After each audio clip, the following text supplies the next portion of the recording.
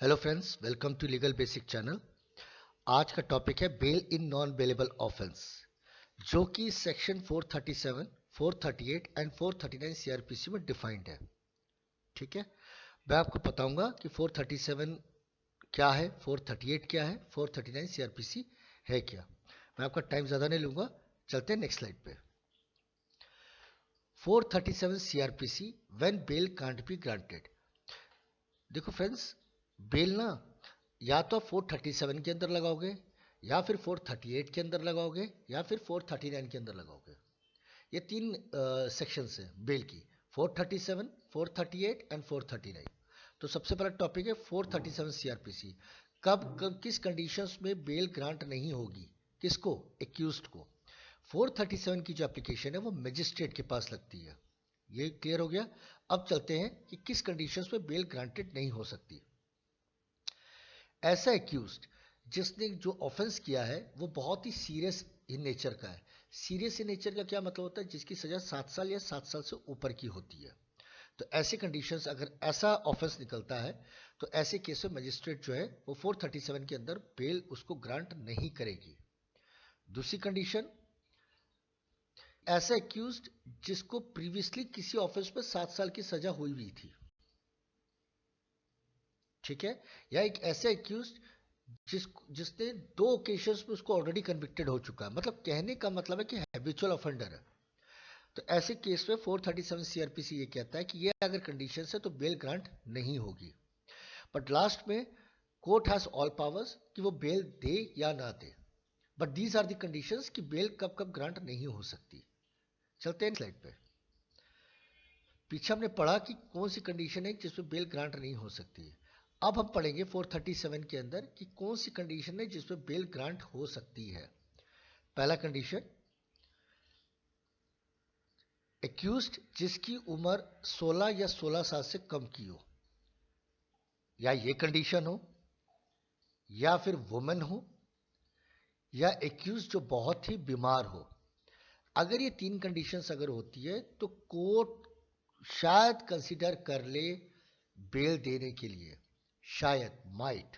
But these are the conditions that is, ये भी conditions एक होती है bail can be granted, bail मिल सकती है।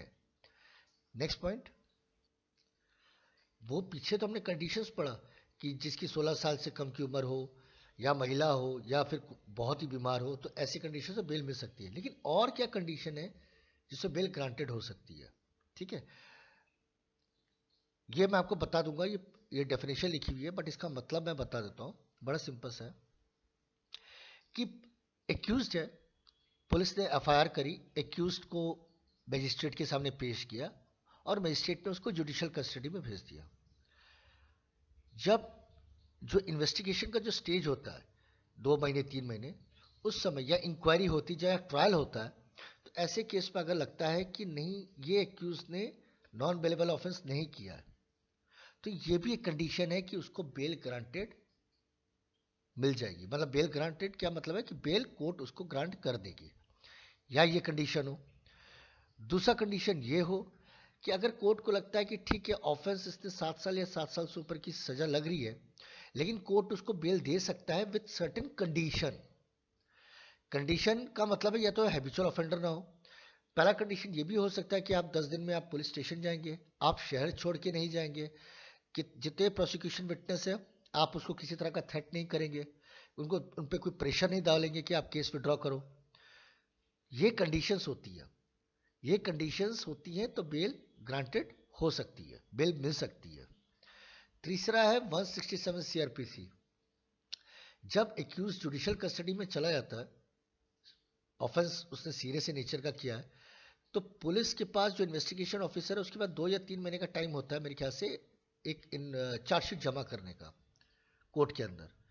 चार्जशीट क्या होता है? वो पूरा इन्वेस्टिगेशन की पूरी एक फाइल होती है, एफआईआर की कॉपी होती है, प्रोसिक्यूशन विटनेस के बयान होते हैं, मैप होता है, सॉरी, और भी अदर डॉक्यूमेंट्स होते हैं। वो पूरी चार्जशीट होती है।